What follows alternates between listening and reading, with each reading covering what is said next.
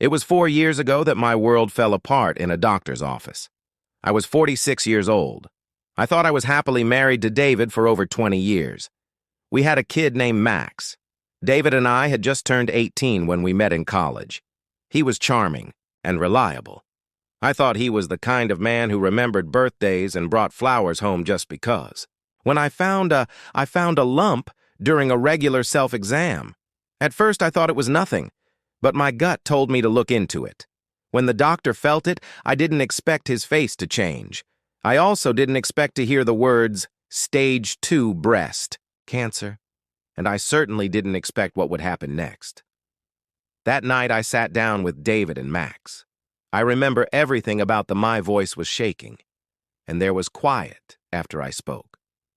Max stared at David, put his hand on my shoulder, and told me, "We'll get through this together." Sounded practiced and robotic, but I wanted to believe him.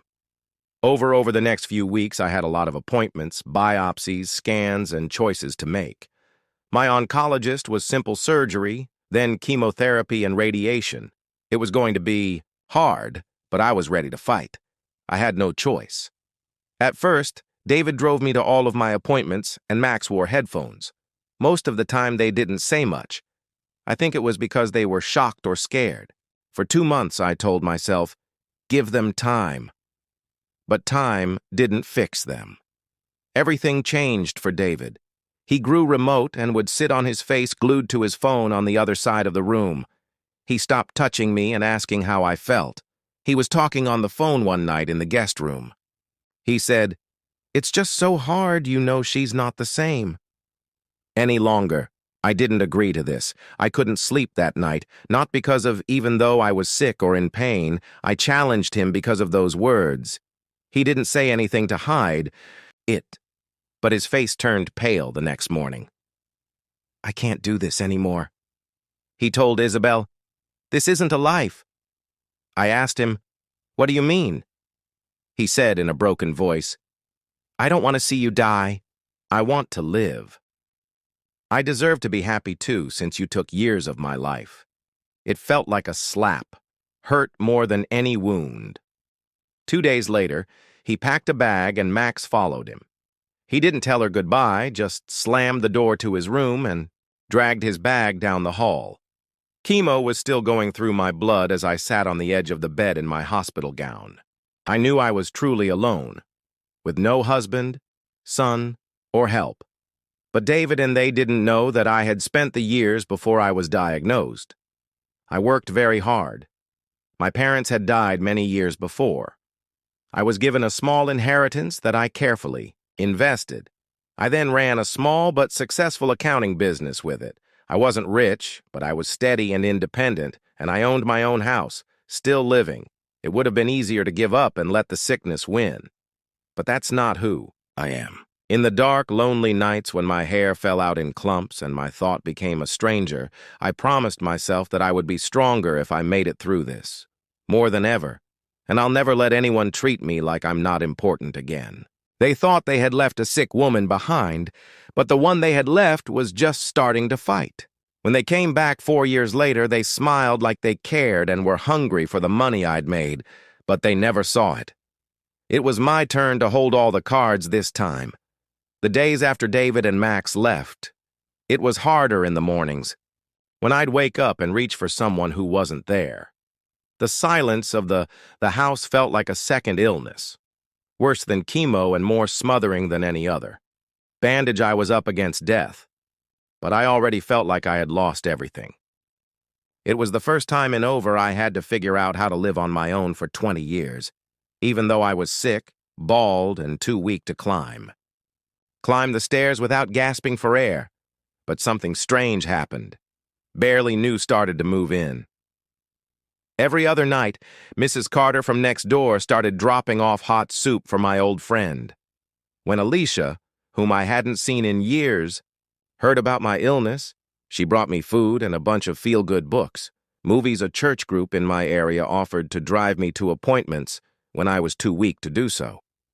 These were people who had no vows or blood ties to me, but they cared more about me than there were people who were supposed to love me the most, One afternoon, as I sipped my drink on the front porch while wrapped in a blanket, I got a call from the cancer center. They had given a volunteer caregiver who was a retired nurse. Eleanor was her name. She was in her 60s, quick but nice, and she didn't have time for being sorry for herself. She made me think of my late mother. "I'm not here to feel sorry for you," she told me, putting her hand on my shoulder at our first meeting. That's what she did. She helped me fight. Eleanor made sure I stuck to my medicines, forced me to go to all of my appointments, and pushed me gently but strongly to move, eat, and even laugh. Days when all I wanted to do was curl up in a ball and never come out again. I was getting better physically, but my emotional scars were still hurting. I would catch myself scrolling. David looked through old family photos, stopping at one of Max smiling at his high school graduation. His arms were slung over his head. We looked so proud as we sat around him.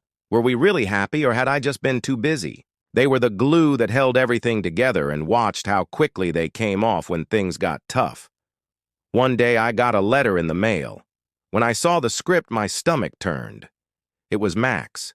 It wasn't, "How are you, Mom?" It was just a short note asking if I could co-sign a private loan for him to buy a car. "No, I miss you. No word of my just help me get what I want." I looked at the letter for a long time. I tore it in half and then into quarters, and then I burned the pieces in I stood over the kitchen sink and watched the smoke rise like an exorcist. That was the moment I stopped waiting, hoping for healing. Stopped making up stories about them showing up at my door. They weren't coming back for me or anyone else. They were sorry and ready to make things right. Every day, they'd come to get something from me, but never for me. I turned the guest room into an office and went back to working as a freelancer. Work first as a bookkeeper for small businesses and did their taxes. It made me feel good. It was helpful that I didn't talk about David or Max with the people I took on.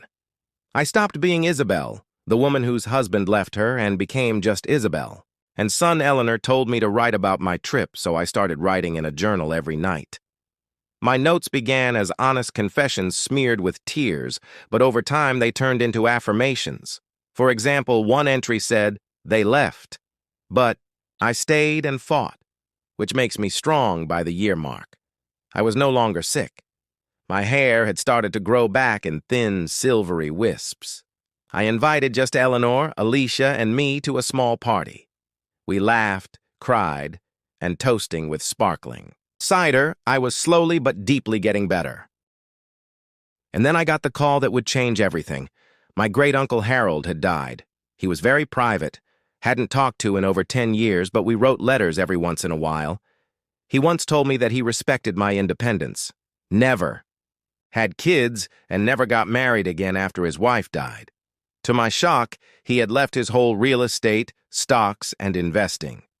After taxes and fees, $8 million was in an overseas account. I was shocked and silent when that amount of money could change your life or someone else's, the lawyer told me. I knew in my heart that it could. Bones. It would bring them back David Maximum. The people who they did not know I was not the same woman they had left me for dead. But they came back to look around. They didn't feel like they were at home in the house they remembered. The right setting for the surprise they didn't see coming. It began with a knock on the door, not the polite kind of noise you'd expect from a neighbor or delivery person. This one was loud and insistent, like whoever was on the other side should be let in. I stopped in the middle of a step, coffee mug in hand. My heart was racing as we looked through the peephole at David and Max. I stood still for At first I thought I was seeing things, but then I saw them standing on my door like they had just come in. When they got back from a weekend trip, they didn't just disappear from my life for 4 years. I didn't even open the door right away.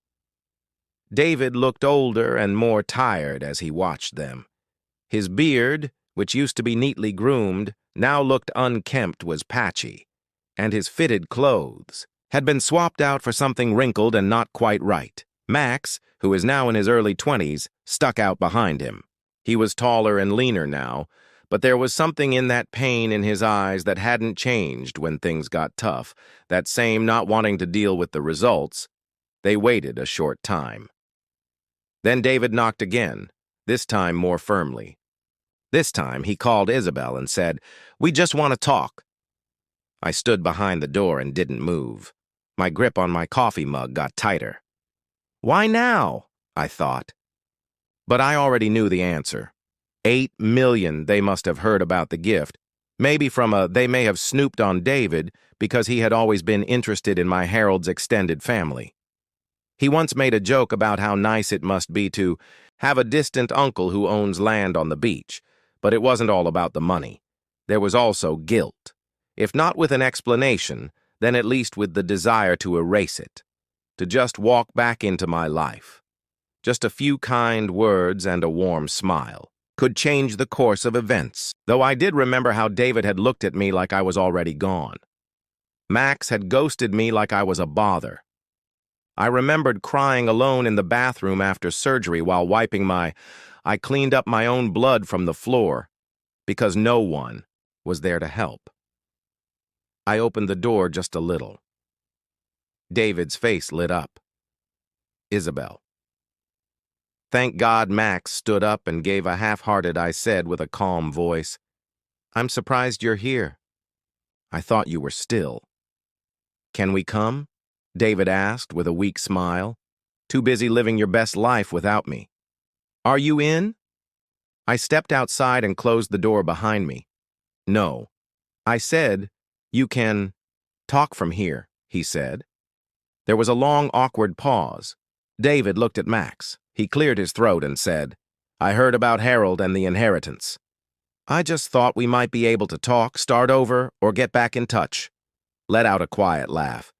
"Reconnect after not talking for 4 years, Max. Finally we talked, but Mom, we didn't know how to get back." Tough. They always said it was tough for them to watch me fight for they felt like life was too much for them. I looked at them both and finally said what had been on my mind for years. "You left because I wasn't helpful to you anymore because I was sick and bald. You didn't want to see me that way. You wanted the me who made your dinners and cleaned up, after you." She smiled, even though she was tired. "The version that held you together, David, looked defensive. That's not fair. I cut you off. Being left to die alone while the people I loved most left me wasn't fair." David could see it in his eyes. Wasn't there for me back then because he didn't know how to be. He couldn't handle being painful. Max, he was too young, too easily swayed, and too caught up in the passive voice of my father. Now they were back because they wanted something I had. "It's not just about the money," David said quickly, as if he could read my mind. That was a whisper. "Family, family, family. Remember family when it's convenient for you." I saw the look of guilt on Max's face, but I didn't change how I felt. David changed the tone of his voice and said, "I couldn't look. We made mistakes, and I made mistakes. However, we wish to be a part of your life once more." I rolled my eyes. He didn't say no, but desire only showed up when millions were on the table. At that moment, I saw them for what they really were. People who loved the idea of me, but not the real me. Didn't miss me. They missed the safe, comfortable life they had with me. Safety. They saw that I was worth something now that I was doing well again. They wanted to get back in, but they weren't going to walk through that door without what would happen. "I need time to think," I said, taking a step back. "Could you say something?" I said, "Whatever you're expecting to find here, it won't be." "What?" Then I shut the door. And this time it felt like stepping into As soon as I shut the door on chapter 1, I would write it again on my own terms. It was David and Max. I stood there for a long time with my hand on the cool wood. It was still beating fast in my chest, but not because I was scared. They came back, and I hadn't broken down. It was the first time in years that I wasn't. I had stood strong and not given in to myself or doubted my worth. It was a quiet moment, kind of success, but it shook the house like thunder in every room. Though I knew this was only the start, I knew they wouldn't give up so easily. People, like David, rarely did, especially when money was at stake. 2 days later, a letter came. It didn't have a return address, but I knew who it was. David's handwriting stood out right away. It was long, 3 pages full of carefully chosen words, phrases, and apologies that are full of sorrow. The kind of letter that could have changed the person I was 4 years ago. The woman who still believed in second chances, who thought family ties could never be broken, no matter how badly but not this one. Not the woman who had sewn herself back. Together after 1 round of chemo. One heartbreak at a time. The last line was the real reason I wrote the letter. I know things were hard, but Max is now in college studying business. Been living simply, but the school fees are high. If you can, would you please consider helping him until he graduates? It meant everything. That was the hook they didn't make again. They came back to get access to my life, home, money, and other things. Please forgive me for not answering the letter. I had a glass of wine and sat by the fireplace instead. When I called my lawyer that night and said, "Isabel?" He said, "I was wondering." I answered, "Let's talk about estate planning, and let's close it up tight." Over the next week, I changed everything in my will and power of attorney. I gave my lawyer my medical directions and turned the house deed into a living trust with very clear instructions. Conditions I named my heirs, and David and Max were not among them. I added Alicia Eleanor, the Neighborhood Cancer Foundation, and a few neighbors instead, who had become like family to me during the worst time of my life. But I didn't stop there. I had another idea, a more for my own. I began making changes to the house. The guest room, which had been a cold, empty room that I turned into a studio with a recording booth. I set up a filing cabinet and a locked box and started making video diaries. Each entry had a date on it, and I spoke straight to the camera in all of them. I told them about my story, my cancer, being left alone, the people who helped me, and I said into the scope one night, "I want this to be clear, the people who didn't." In case someone tries to change the story later, David and Max left. When I needed them the most, and now that I'm better and have millions, they came back. But it wasn't out of love. It was just easier. I saved everything to both with the hard drive and the cloud. I wasn't being anxious. I got ready because I knew the next time they came, it wouldn't be to talk, but to say that a week went by without a word being spoken and then another. I began to calm down. The message got through, but they might have been too embarrassed to try again. I went outside on a Saturday morning to check the mailbox and saw a black car idle down the street. The windows were tinted. I stood there for a moment with my mail in one hand while the engine ran. My body froze. It wasn't paranoia, it was proof. I locked the door and went back inside. The door and called a security company again. Within 3 days, with cameras, alarms, and motion monitors, the house was safe. The front porch, the eye. Also changed the locks on the garage, the backyard, and everything else. When you have cancer, you learn not to take chances. That night, I told Eleanor everything she didn't say, but she reached out and took my hand. "They'll come back," she whispered, "and you'll be ready in time." I agreed. I want them to see what strength looks like. I want them to know exactly what they left behind, I added. And when the time is right, I want, almost as an afterthought, to show them what I've become. Because this wasn't just about getting back at them. Everything they could take away from me, like my honor, my voice, and my power, when they came back. They would find a woman who wasn't broken or desperate.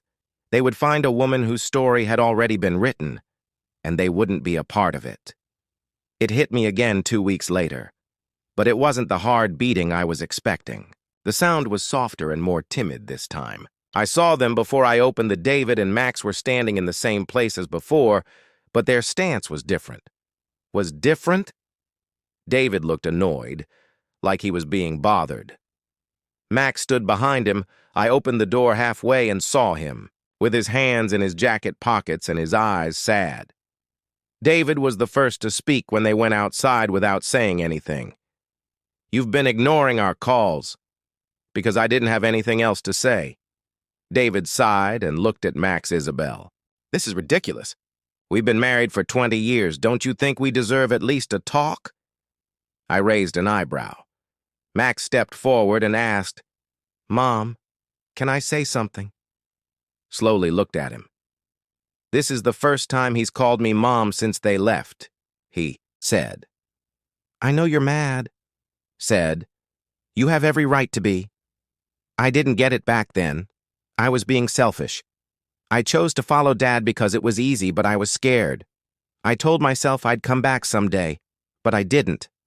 His voice cracked a little, and he looked up at me. But then the days went by. It got harder and harder to face you as the weeks turned into years. I didn't know how to make it right. What he said hit me like a weight on my chest. I had been waiting for this. Instead of the well-thought-out lies David wrote in letters, one person I never stopped hoping would come around. I relaxed a bit, but I didn't move. David, on the other hand, looked angry. "We didn't come here to scold Isabel. You should stop blaming us for things that happened a long time ago. You're okay now and have moved on. So why are you still taking this to heart?" I looked at him with eyes full of hatred. He shrugged and said, "You're acting. It's like we left you to die, but you're still alive and well. What's the matter?" I couldn't stay angry any longer. Something inside me snapped.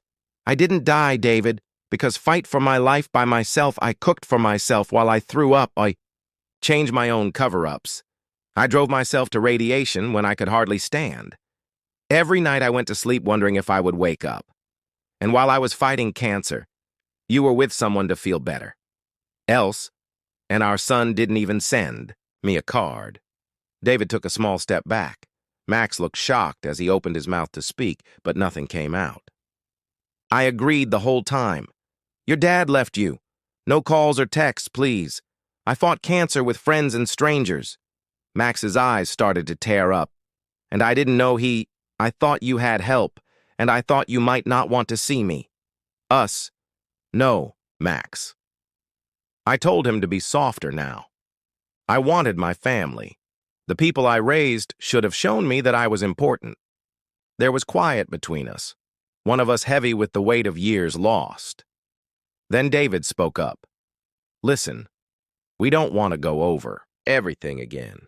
Let's just talk about what things right now. Let me guess what I said coldly. Harold's, he didn't say no to the fortune. I heard about the trust for the house. Max and I could both use some money. We're not asking for. All of it is just a small part.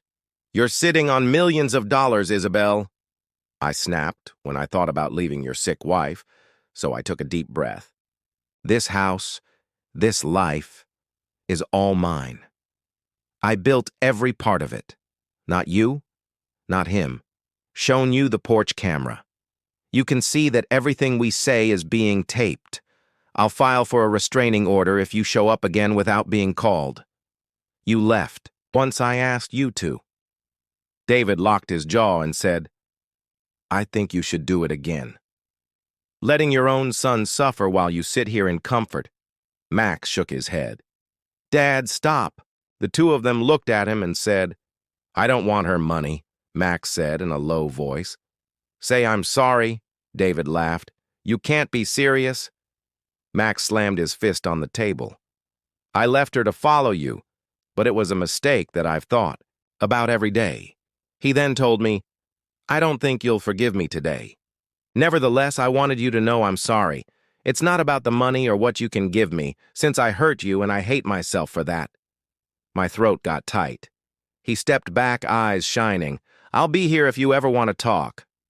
David was shocked as Max walked down the stairs and into the street. I didn't follow him or call him, but a part of me, a guarded, worn-out part, cracked open just a little. A little because maybe healing wasn't quite done yet. And what about David? It was still possible for him to try, but he had no idea what was next. After 2 weeks, I was sitting on my porch with Eleanor by my side and a cup of tea. As they watched the sun go down behind the trees, they saw the same black car slowly roll down the street. David got out of the car by himself this time when it stopped at the curb. He was better dressed than before, probably trying to look decent or even sorry for what he did, but he was caught by her eyes. She wasn't here to say sorry. She was here for what she did. Thought should have been his. I stood there cool and collected. Eleanor didn't move, but she did. Being with him gave me strength, like a silent warning. You don't owe him anything. David walked up to the door with a practiced smile, so I thought it would be best for us to talk alone. I don't think there's anything else to say, I told him. He nodded and kept playing. I know I messed up, she said. I was afraid I wasn't strong enough. I cocked my head and said, move. Maybe we can find a way to move forward. Looking forward to what? Exactly to peace end. He pointed in a general direction to the house and said, You've done well for reconciliation. I'm proud of you for that line that was meant as a joke. Getting praise made me happy. Are you proud of me because I beat cancer? I asked. He smiled less as he said, I'm not here for the money. Then what are you here for? Max, I want a future for him. He's working hard. He's in school. And I didn't say that, I said, letting the words hang. You didn't have to, I told him. He sat down on the doorstep, but I moved in front of him. In front of him. Number you stand. David looked at me with anger. What's this? Some kind of performance? No, I replied. This is the end. He frowned at what I said, in the pocket of my sweater, and took out an envelope. Inside was a letter to him and a copy of the trust papers. I slowly gave it to him and said, This is your homecoming surprise. He opened it and looked at it quickly. He raised an eyebrow and asked, What is this? It's the legal transfer of this house I bought. Said, It's no longer mine. He looked up quickly and asked, What did I give the house to? A local charity that helps women who are recovering from serious illnesses will move into this space in a month. There is housing for women with cancer who have nowhere to go after treatment. He looked shocked. I agreed. Take it away. I no longer need it. I bought a small cottage in the mountain ranges, quiet and just the right size for one. He shook his head. No, David, I'm not joking. This was our house. It was mine, and I paid for it. I kept it up and made it through it. But you left, it and me, when I needed you the most. Don't act like this is still yours after years have passed. His hands were shaking as he held the Don't throw away any of that paper. I'm giving it to someone who needs it. The rest of Harold's fortune was given to cancer research, which I did, by pulling out a second envelope. Hospice care and shelters for women turned his face red with each smell. Had a lot of money, Isabel. I had everything I needed until I realized I didn't need you anymore. The packages were left on the porch. Your mean number. I'm free right now, he said. Outside my door, Eleanor was holding my coat when the porch light turned on. It was time. She spoke softly. David didn't move. He looked at me like he didn't know me at all. I turned around and walked inside. Maybe he didn't. Maybe he never really knew me. I shut the door behind me and didn't say a word. From the window, I saw him stand there for a moment. He then bent down to pick up the letters, put them in his coat, and looked disappointed. Walks back to his car. As the engine starts up and the car rolls down the street, I let out a deep breath. Happiness in freedom. Later that night, I got a text from Max. I heard what you did to the house. Mom, that's crazy. I don't deserve your love. Please forgive me, and I hope to get a second chance someday. I'm truly sorry I looked at the message for a long time. I didn't answer right away because David Max had changed, but I saved it anyway. He knew what was important now. Maybe one day we could talk again, but not as moms.